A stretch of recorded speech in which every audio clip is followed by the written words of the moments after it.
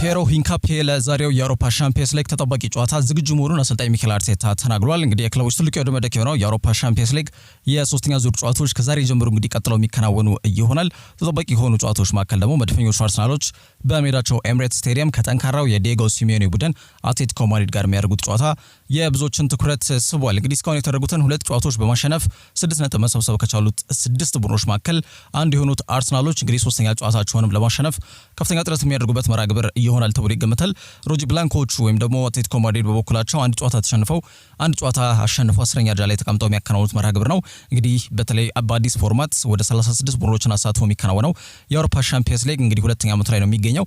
የአዲስ ፎርማት በተለይ ትልቅ ቡድኖች እርስ በርስ ገና በግሩፕ ስቴጅ ላይ እንዲገናኙ መንገዱን ይከፍታልና በዛ መንገድ በተለይ የአውሮፓ ሻምፒየንስ ሊግ ድባቡ ከፍ ብሏል በሚል እንግዲህ በተለይ ይህን ፎርማት ደግፈው የሚከራከሩ ሰዎችም አሉ።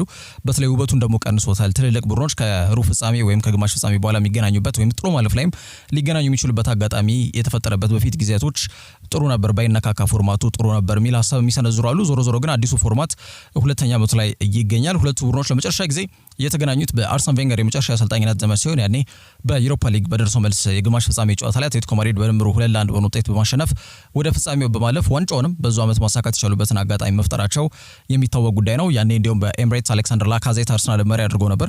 አንቷን ግሪዝማን በተለይ ለአትሌቲኮ ማድሪድ ያቻነቷን ጎል ኤምሬትስ ላይ አስቆጥሮ እንደነበር የሚታወቅ ጉዳይ ነው። በዛ ጨዋታ ላይ ዲየጎ ሲሜዮኔ እንዲሁም ቡድኑን በተለይ ቀይ ካርድ በተመለከተበት ጨዋታን ተከትሎ ማለት ነው በሩብ ፍጻሜው ጨዋታውን መከታተል ባይችልም ከላይ ቪአይፒ ኤሪያ ላይ ሆኖ በተለይ ቡድኑን ሲደግፍ እንደነበር ወይም ደግሞ ቡድኑን ሲያበረታታና በስልክ ኢንስትራክሽኖችን መመሪያዎችን ለመክተል አሰልጣኞቹ ሲናገር እንደነበር የሚታወቅ ጉዳይ ነው። የመልሱ ጨዋታ ዋንዳ ሜትሮፖሊታኖ ላይ ሲደረግ ዲየጎ ኮስታ ባስቆጠራት ጎል ነበረ አትሌቲኮ ማድሪድ በድምር ውጤት 2-1 በሆነ ውጤት ማሸነፍ ወደ ግማሽ ፍጻሜ ያለፉት ማለት ነው።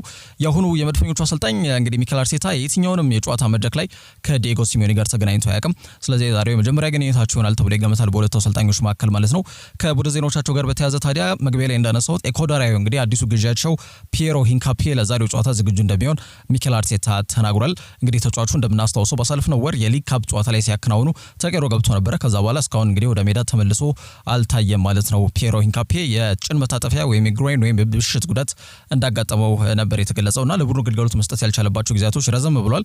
ከዛ ውጪ የካይ ሃቨርትዝ የኖኒ ማዱዌኬና የጋብሪኤል ሱስም ወደ ስብስቡ ለመቀላቀል መቃረባቸውንና ፊትነሳቸው ላይ ወይም ደግሞ ወደ 90 ደቂቃ በወጣ አቋም እንዲሁም ደግሞ ለ90 ደቂቃ ዝግጁ ሆኖ ለመቅረብ የሚያስችል የጤና ሁኔታ ላይ ለመገኘት እየሰሩ እንደሚገኙ ሚኬል አርቴታ ተናግሯል እንጂ ከጉዳታቸው እንዳገገሙና የሜዳ ልምምድ እንዲሁም ደግሞ የጂም ይሄ ቀደም ብዬ እንዳነሳሁት ፊትነስ ጋር ትኩረት ያደረገ ስራዎች እየሰሩ ነው የሚገኙትና በመጪዎቹ ጥቂት ጊዜያቶች ላይ ስብስቡ እንደሚቀላቀሉ ነው ማረጋገጫ የሰጠው። ከዚህ ውጪ ከሚኬል አርቴታ ጋር ጋዜጣዊ መግለጫውን የሰጠው ሚካኤል ሜሪኖ በተለይ ቡድኑ አዳዲስ ሁሉም ተጫዋቾች የራሳቸው ባህሪዎች አሏቸው።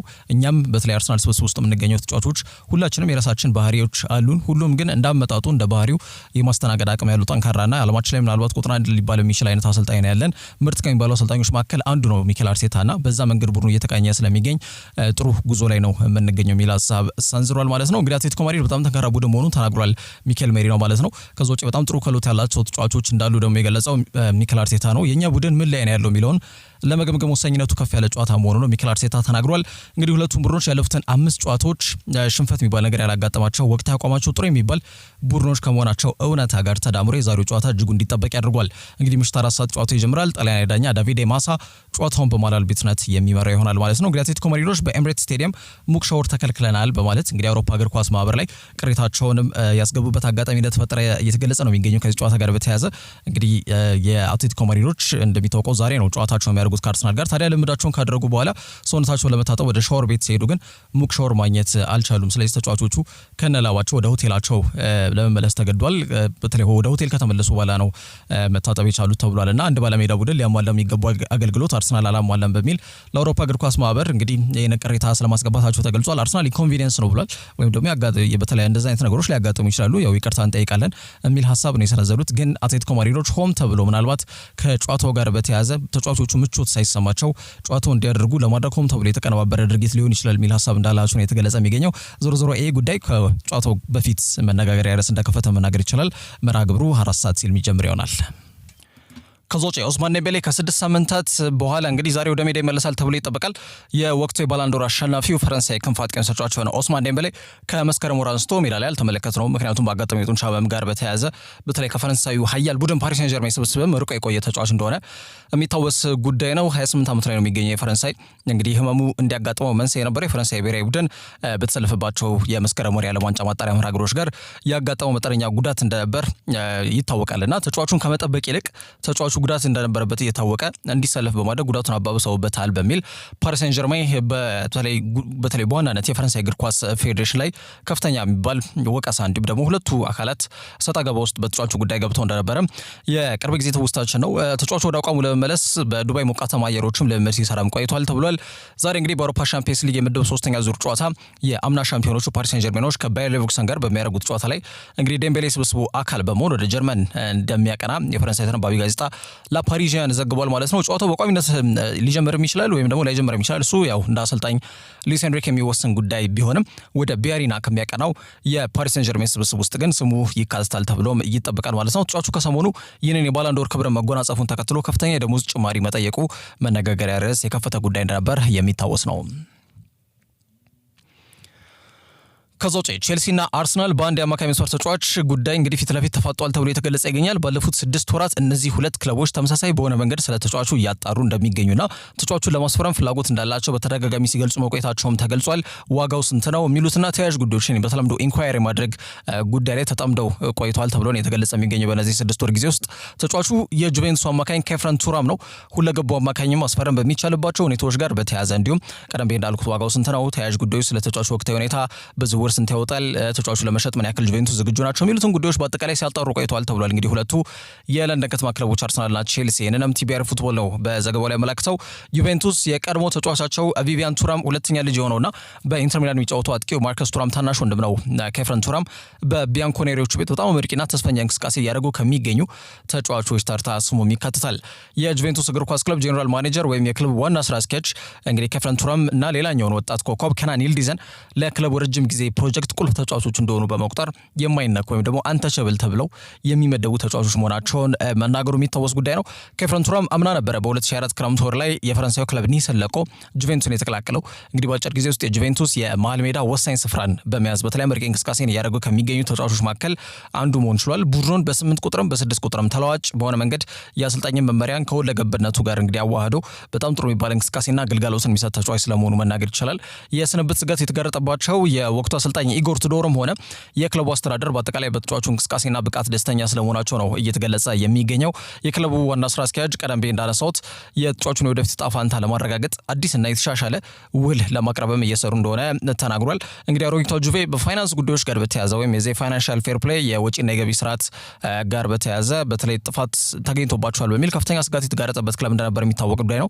ከዚ ውጪ በአውሮፓ ሻምፒየንስ ሊግ ዘንድሮ ተሳተፉ እንጂ አምና መሳተፍ የቻሉ ግን ከውድድሩ እንዳይሳተፉ የታገዱበትም አጋጣሚ ተፈጥሮ እንደነበር የምናስታውሰው ርዕሰ ጉዳይ ነው። በተለይ ከጁቬንቱስ የፋይናንስ ስርዓት ጋር በተያያዘ ማለት ነው። ታዲያ ያንን ከግምት በከተተ መልኩ ኬፍረን ቱራምን ለመሸጥ ሊገደዱ ይችላሉ ተብሎ ሲነሳ የነበረው መረጃ ሐሰተኛ በሚል ሙሉ በሙሉ ውድቅ አድርገውታል። እንግዲህ ስራ አስኪያጁ ክለቡ ይህንን አማካይ መስመር ተጫዋች እንደ ዋና የቡድኑ ምሰሶ አድርጎ ለመያዝ ቁርጠኝነት የተሞላበት ውሳኔ ላይ መድረሱም ማሳያ ጉዳይ ነው።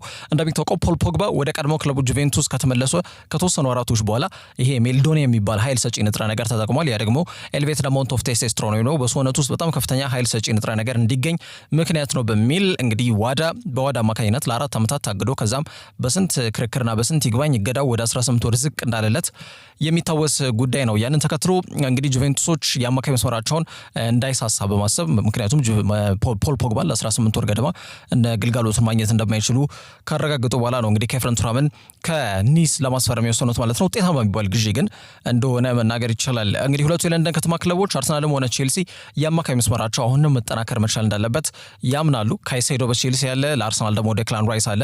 እርግጥ ሁለቱ በዚህ ሰዓት ወይም ደግሞ በዚህ በ2025-2026 የውድድር ዘመን ተመሳሳይ ቦታ ላይ አይደለም እየተጫወቱ የሚገኙት። ዙቢሜንዲ ከመጣ በኋላ ራይስ ሞር አውት ኤንድ አውት የሆነ ይሄ የቦክስ ቱ ቦክስ ምንለው ወይም ተመላላሽ ከሳጥን እስከ ሳጥን የሚመላለስ አይነት ተጫዋች ሆኖ እየታየ ይገኛል። ከዛ ውጭ ግን በተለይ ዌስትሃም በነበረበት ሰዓት ላይ ዴክላን ራይስ፣ ካይሴዶ ደግሞ ብራይተን በነበረበት ሰዓት ላይ ተመሳሳይ ቦታ ላይ የሚሰለፉ ተጫዋቾች እንደሆኑ ይታወቃሉ። ሁለቱም በከፍተኛ የዝውውር ሂሳብ ቼልሲና አርሰናል እንደተቀላቀሉ ይታወቃል። ከዛ ውጪ ለአርሰናል ኦዴጋርድ ወይም ደግሞ ዙቢሜንዲን ስናነሳ ደግሞ በቼልሲ ቤት ኤንዞ ፈርናንዴስ ከዛ ውጪ ሮሚዮ ላቪያ አይነት ተጫዋቾችም እንዳሉ በግልጽ መናገር ይችላል። ብዙም የመሳሳት የሚባል አይነት ክፍተት ያለበት የአማካይ መስመር ባይኖራቸውም ግን ይበልጥ ለማጠናከር በማሰብ አይናቸውን ከኤፍረን ቱራም ላይ ያሳርፏል ተብሎ ነው የተገለጸ የሚገኘው ማለት ነው። ቀደም ብዬ እንዳልኩት ነው የትኛውንም ክለብ ቢቀላቀል የተጫዋች የዛን ክለብ የአማካይ መስመር ጥራት ወደ ላቀና ወደ ተሻለ ምዕራፍ ማሸጋገር እንደሚችል ይታመንበታል። ከዛ አንጻር የ4 ዓመቱ ተጫዋች ለማስፈረም አርሰናልና ቼልሲ ጠንከራ ያለ ፍላጎትን አሳድሯል ተብሏል። እንግዲህ ባለፉት 6 ወራት ማለት ነው ያለ ምክንያት ይህን 6 ወር ሙሉ በተጫዋቹ ጉዳይ ደጅ አልጠኑም እነዚህ ሁለት ክለቦችና በቀላሉም ተስፋ ቆርጠው ጉዳዩን ርግፍ አድርገው ይተውታል ተብሎም አይጠበቅምም አይገመትምም። ከዛ አንጻር በቀጣይ ምን አይነት አካሄዶችን በመከተል ተጫዋቹን አሳምነው ለማስኮብለል ጥረት ያደርጋሉ የሚሉት ርዕሰ ጉዳዮች ይጠበቃሉ። ከኤፍረን ቱራም በሳምንት 71,000 ዩሮ ብቻ ነው የሚያገኘው። ከሚያሳየው እንቅስቃሴ ከሚያሳየው ክህሎት ካለበት የስራ ጫና ኃላፊነት ማለት ነው የተለያዩ ኢንስትራክሽኖችን ቀደም ብዬ እንዳነሳው 6ም 8ም እየሆነ ነው በአማካይ መስመር ቦታ ላይ አንዳንዴ የነ ሎካቴሊን የነ ኩፕ ሜነርስን ሚናንም ሲወጣ እንመለከተዋለን። ሳጥን ውስጥ የመገኘት ኃላፊነት አለበት። ከኳስ ውጪ ደግሞ ቡድኑን በተከላካይ መስመሮች ላይ ጫና እንዳይኖርባቸው የማድረግ ኃላፊነትን ይወስዳል። በጣም አብዛኛውን ጊዜ ሂት ማፕ ወይም ደግሞ ብዙ ጊዜ ሜዳ ክፍሎችን በማከለል 10 ኪሎ ሜትርና ከዛ በላይ ዲስታንሶችን ከቨር በማድረግ በአንድ የ90 ደቂቃ ጊዜ ውስጥ ስሙ ከሚጠቀሱ ተጫዋቾች መካከል ከኤፍረን ቱራም ይጠቀሳልና ስራ ይበዛበታል የተባለበት ርዕሰ ጉዳይ ለዛ ነው። 71,000 ዩሮ ብቻ ነው የሚያገኘው በሳምንታዊ ክፍያው። እስከ 2029 በአሊያንስ ስቴዲየም ያቆየውን ውል የፈረመው ገና ከኒስ ወደ ጁቬንቱስ ያቀና ነው። ከዛ በኋላ የውል እድሳት ነገሮች የሉም። ስለዚህ እስከ 2029 ማለት ረዘም ያለ ጊዜ ነው። ስለዚህ ጁቬንቱስ ተጫዋቹን ሸኙት እንኳን ቢባል ተዝናንተው ወይም ዘና ብለው በድርድር ጉዳዮች ላይ የፈለጉትን ዋጋ ጥሪ ጠርተው እንደሚሆን መናገር ይቻላልና ተጫዋቹ ምናልባት ክለብ ላይ በቀየር ወደ ፕሪሚየር ሊግ ማቅናት የትኛውም ተጫዋች የሚመኘው ህልሙ እንደሆነ ይታወቃል። ያንን ከግምት በከተተ መልኩ ዝውውሩ ማከናወን እንደሚፈልግ ካሳወቀ ከፍተኛ የዝውውር ሂሳብ ሊጠይቁ እንደሚችሉ ይገመታል። ይህ በእንዲህ እንዳለ ግን ጁቬንቱሶች ተጫዋቹን በክለባቸው ጸንቶ እንዲቆይ ለማስገደድ ወይም ደግሞ አሁን ከወዲሁ እስከ 2029 የሚያቆይ ውላለው ግን ለተጨማሪ 2 ዓመት ወይም ለተጨማሪ 3 ዓመት ሁሉን አድሶ ከወዲሁ ደግሞ ደሞዙ የሚሻሻልበት መንገድ ለመዘርጋት ግን እየሰሩ ይገኛሉ ተብሏል። አርሰናልና ቼልሲ ግን ተጫዋቹን ለማስፈረም በቀጣይ የሚያደርጉት ጥረት የሚጠበቅ ይሆናል። ከዛ ውጪ የማንቸስተር ሲቲው የአማካይ መስመር ተጫዋች ሆነው ሮድሪ ሄርናንዴዝ ለተጨማሪ 2 ጨዋታዎች በጉዳት ምክንያት እንደማይሰለፍ ወይም በሜዳ ላይ እንደማይገኝ አሰልጣኝ ፔፕ ጋርዲዮላ ማረጋገጫ ሰጥቶበታል። የአምና ባላንዶር አሸናፊ ተጫዋች ነው ስፔናዊ አማካይ ሮድሪ። አምና ጥቅምት ወር ላይ በተለይ አሰቃቂ የጉልበት ጅማት መበጠስ ወይም ይሄ መላላት በተለምዶ ኤሴል እየተባለ የሚጠራው ጉዳት ካጋጠመው በኋላ ለ11 ወራት ያክል ከሜዳ ርቆ እንግዲህ ባሳለፍነው ሐምሌ ወር በክለቦች የዓለም ዋንጫ ላይ ቢሳተፍም ተደራራቢ ጉዳቶቹ በቀላሉ የሚያጋጥሙት ወይም ደግሞ ባልተለመደ መልኩ በቀላሉ ለጉዳት ተጋላጭ የሆነ ተጫዋች መሆኑ ግን በተደጋጋሚ እየታየ ነው የሚገኘው። እንግዲህ ከሰሞኑ ከሀገራት የዓለም ዋንጫ ማጣሪያ በፊት ብሬንትፈርድን በጠባብ ውጤት እንግዲህ 1-0 በጠባብ ውጤት ሲረቱ የጡንቻ መሳሳብ ጉዳት አጋጥሞት ከሜዳ ተቀይሮ ለመውጣት መገደዱ የሚታወቅ ጉዳይ ነው።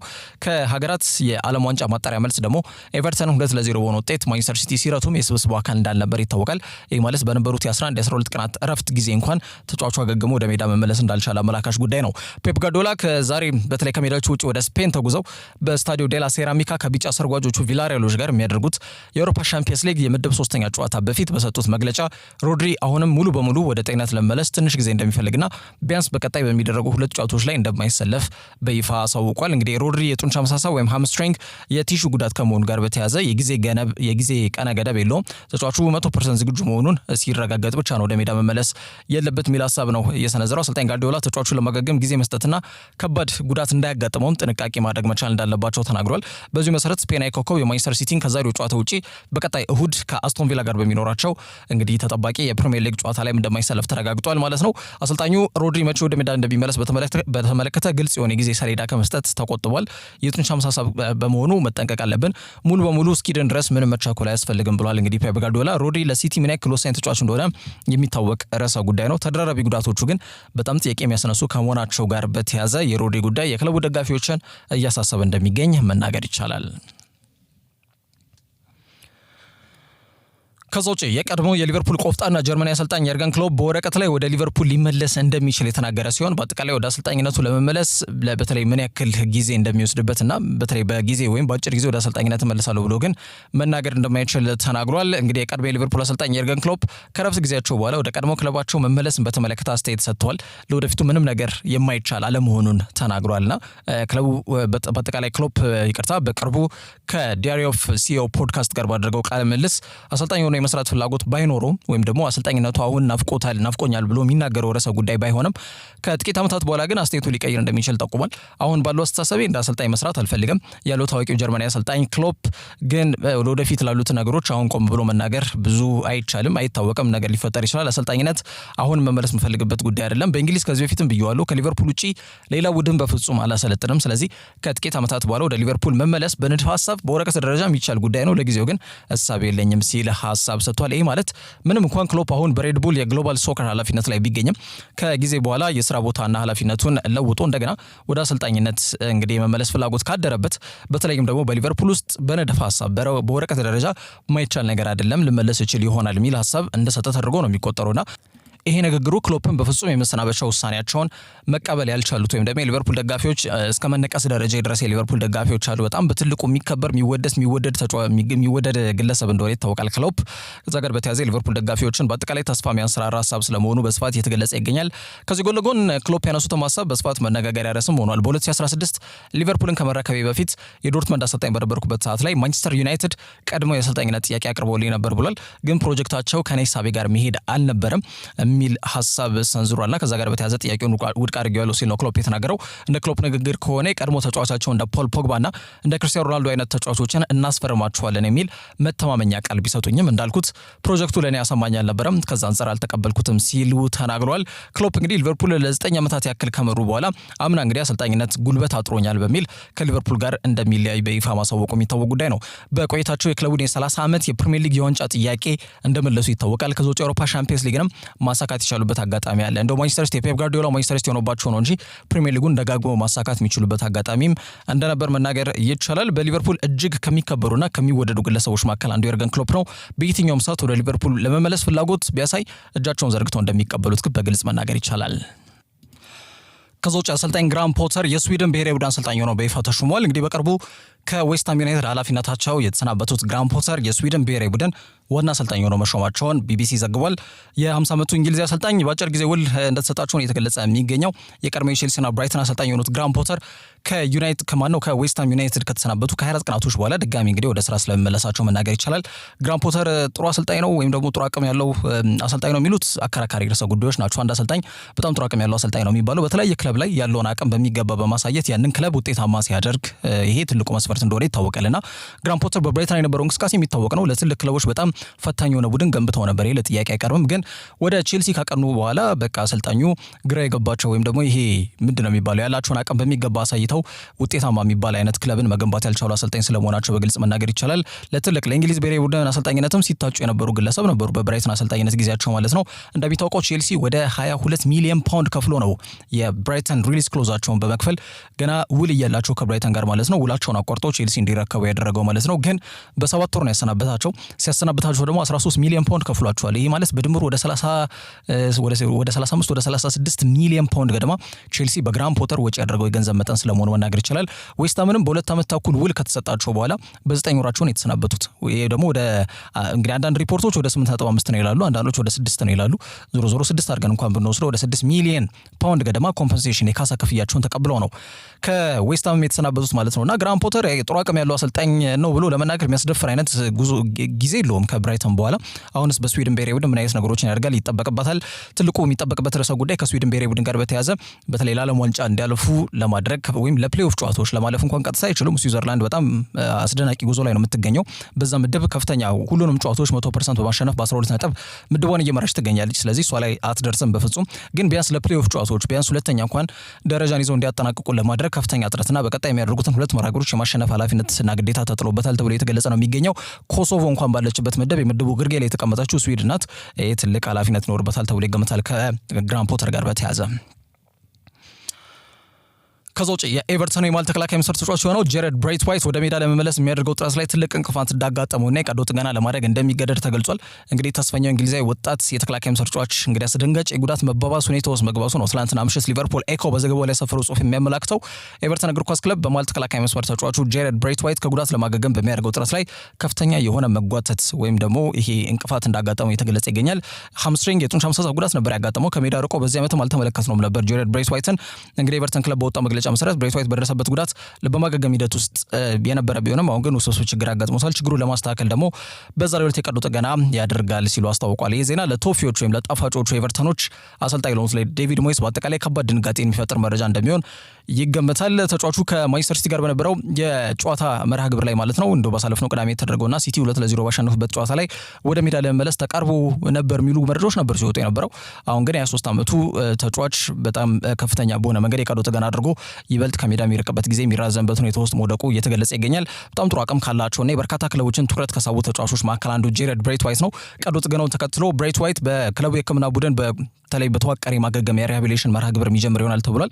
ክለቡም እንግዲህ ኮከብ ተጫዋቹን በፍጥነት እንዲያገግም በማድረግ በቀጣይ እንግዲህ ርብርብ እንደሚያደርጉ ይገመታል። ተጫዋቹ አምና ከጄምስ ታርኮውስኪ ጋር የፈጠሩት ጥምረት በሊጉ በጣም አንደርሬትድ የሚባል ጥምረት ነው፣ ወይም በጣም ብዙ ያልተባለለት ግን አስደናቂ የተከላካይ ጥምረትን ፈጥረው እንደነበር የሚታወቅ ጉዳይ ነው።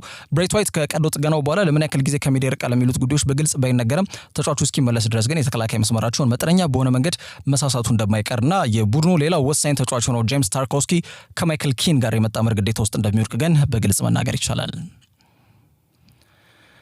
ከዛ ውጪ ከአሰልጣኝ ቅጥር ጋር በተያያዘ የስኮትላንዱ ክለብ ሬንጀርስ አዲስ አሰልጣኝ ሾመዋል። ሬንጀርስ ዳኒ ሮልን አዲስ አሰልጣኝ አድርገው ሾመውታል። ስኮትላንድ ውስጥ ታላቅ ተብለው ከሚጠሩ ቡድኖች መካከል አንዱ ሬንጀርስ ነው። ሌላው ያው ሴልቲክ እንደሆነ ይታወቃል። የቀድሞውን የሳውዛምፕተን አሰልጣኝ የነበሩትን ሩሴል ማርቲንን ካሰናበቱ በኋላ እንግዲህ ተተኪውን አሰልጣኝ ለመሾም ገበያውን ሲያመትሩ እንደነበር የሚታወቅ ጉዳይ ነው። ታዲያ የ36 ዓመቱን ጀርመናዊ አሰልጣኝ ዳኒ ሮልን በይፋ በዋና አሰልጣኝነት መሾማቸውን ለማወቅ ተችሏል። የቀድሞ የሼፊልድ ዌድነስዴይ አሰልጣኝ የሆነው ዳኒ ሮል ለመጪዎቹ 2 ዓመት ተኩል ለሚሆን ጊዜ እንግዲህ ማለትም እስከ 2027 አጋማሽ ድረስ በኢብሮክስ ስቴዲየም ያቆየውን ውል መፈራረሙ ተገልጿል።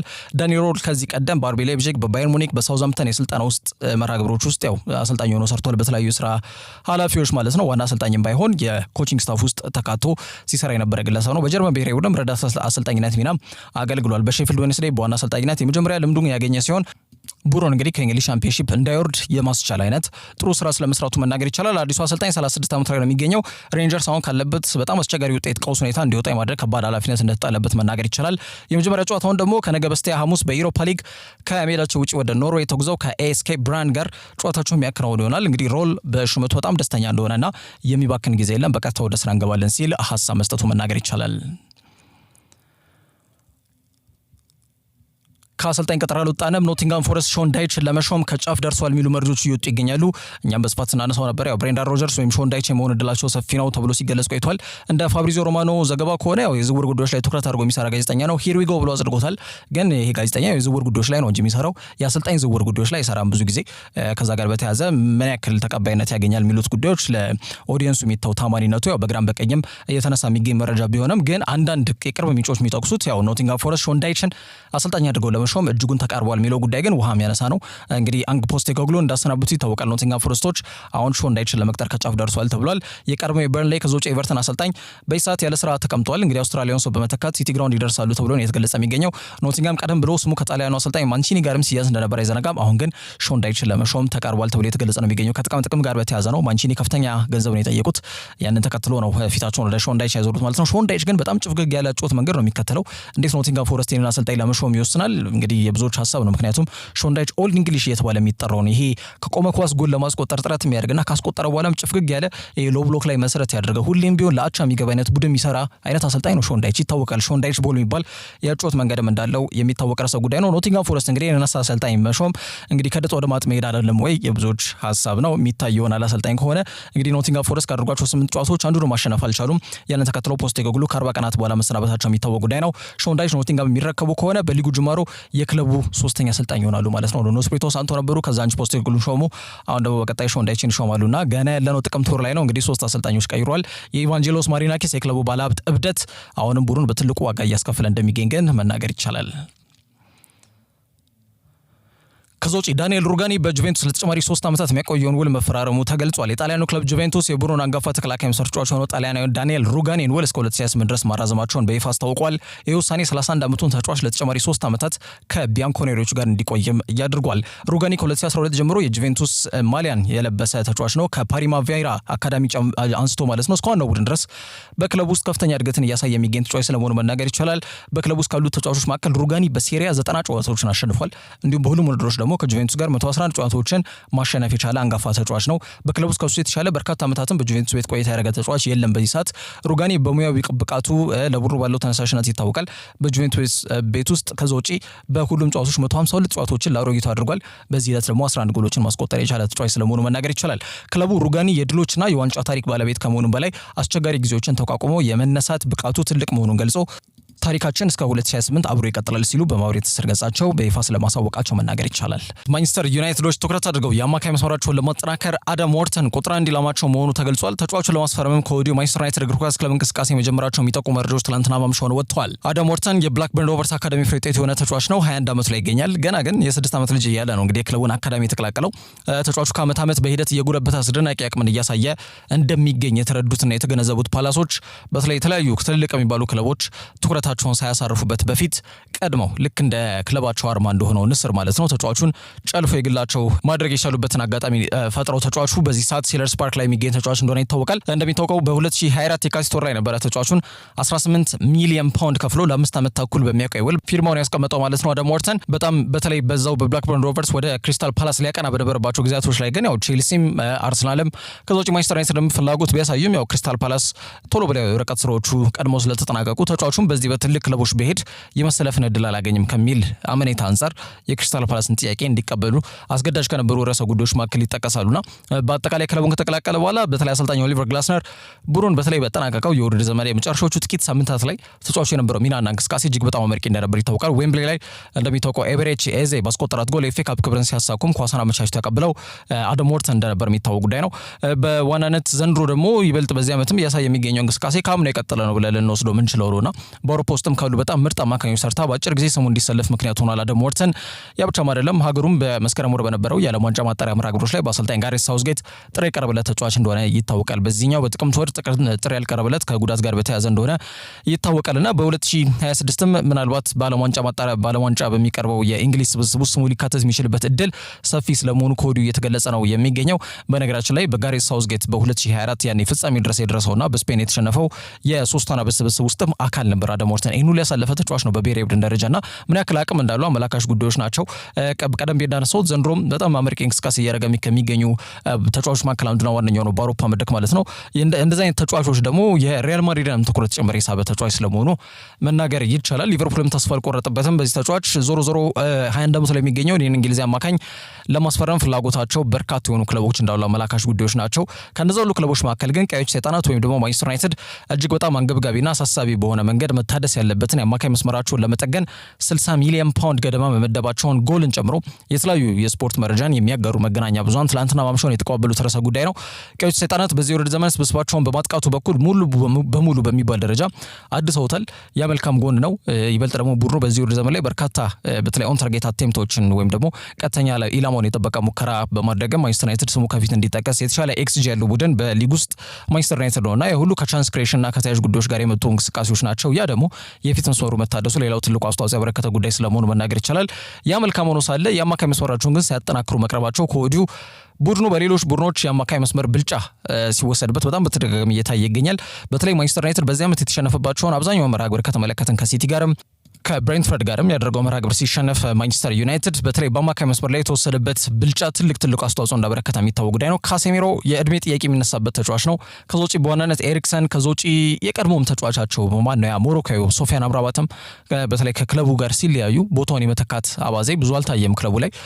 ስኮት ማክቶሚኔ ክለቡን ሲለቅም አልተተካም ተጫዋቹ። እንደሚታወቀው ማኑኤል ኡጋርቴ ላይ ነው እምነታቸውን የጣሉት። ተጫዋቹ ደግሞ የሚያዥቅ አቋሙ እንኳን የዩናይትድ ደጋፊዎችን የራሱን ያሰልጣኙን የሩበን አሞሪምን እምነት ማግኘት ያልቻለ ተጫዋች ስለመሆኑ መናገር ይቻላልና ኮቢ ሜኑና ኡጋርቴ አብዛኛውን ጊዜ ተቀያሪ ወንበር የሚያሞቁ ተጫዋቾች መሆናቸው እየታወቀ ዩናይትድ በዝውውር መስኮቱ አንድ በመከላከሉም በማጥቃቱም ቡድን በደንብ ሊያግዝ የሚችል ጥሩ ቦክስ ቱ ቦክስ አማካይ መስመር ተጫዋች ለማስፈረማቸው ክፍተቱ በግልጽ እየታየባቸው ይገኛል። ስለዚህ የሳሳውን ይህንን የአማካይ መስመራቸውን ለማጠናከር አይናቸውን በአጠቃላይ ዋርተን ላይ ያሳርፈዋል ተብሏል። ተጫዋቹ በነገራችን ላይ ለሜጀር ኢንቨስትመንትም ምቹ የሚባል እድሜ ላይ ነው የሚገኘው። ገና 21 ዓመቱ ነው። 60 70 80 ቢወጣበት የዛሬ 3 4 5 ዓመታት ተጫዋቹ አቅሙን አዳብሮ ከዚህ ማትርፎ ክለብ ሊያገኝ የሚችልበት እድል ይኖራል። ማለትም በተለይ ዩናይትድ የተጠየቁትን ወይም ደግሞ ከፍተኛ የዝውውር ሂሳብ አውጥተው ተጫዋቹን ቢያስፈርሙት እንኳን ከ4-5 ዓመታት በኋላ አትርፎ ሊሸጡ የሚችሉበት አጋጣሚ ይኖራል ተብሎ ይገመታልና የሩበን አሞሪም ቁጥር 1 ምርጫ ስለመሆኑም ነው የተገለጸ የሚገኘው። አደም ዋትሰን ወደ ኦልድ ትራፎርድ እንዲያቀና ለማድረግ ክለቡ የሚሄድበት ቀጣይ እርምጃዎች የሚታዩ ነው የሚሆነው። ተጫዋቹ ከኳስ ጋር ቴክኒካል አቢሊቲ በጣም ላቅ ያለ ነው።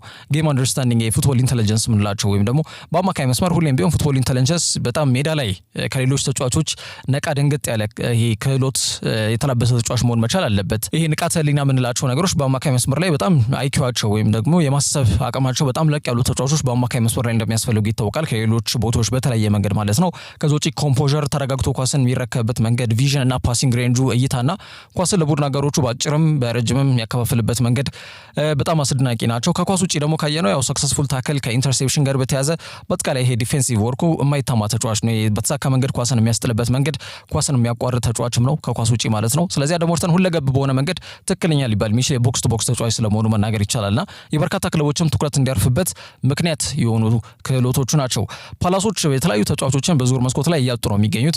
በየአመቱ ቁልፍ የሚባሉ ተጫዋቾቻቸውን እያጡ ነው። በተለይ ማይክል ኦሊሴን አምና እንዳጡ ይታወቃል። በዚህ በተጠናቀቀው የውድድር ዘመን ደግሞ ኤቤሬቺ ኤዜን አጥተዋል። አሁን ደግሞ እንግዲህ በቀጣይ የዝውውር መስኮት ሊያጡት የሚችሉት ተጫዋች አደም ዋትሰን ስለመሆኑ ነው እየተገለጸ የሚገኘውና ከተለያዩ ክለቦች እስከ 50 ሚሊዮን ዩሮ ገደማ ቀርቦላቸዋል። እነሱ ግን እስከ 80 ሚሊዮን ዩሮ ይጠይቃሉ ተብሎ ነው የሚገመተው። በቀጣይ በጥርም ሆነ በክረምት የዝውውር መስኮት ላይ በጣም ትልቅ ትኩረትን ከሚስቡና ከሚጠበቁ የተጫዋቾች ዝውውሮች መካከል አንዱና ዋነኛው የአደም ዋትሰን ስለመሆኑ መናገር ይቻላል። ለዛሬ ያላችሁ ስፖርታዊ መረጃዎች እነዚህ ይመስላሉ። ያላችሁበት ጥሩ ጊዜ ነው።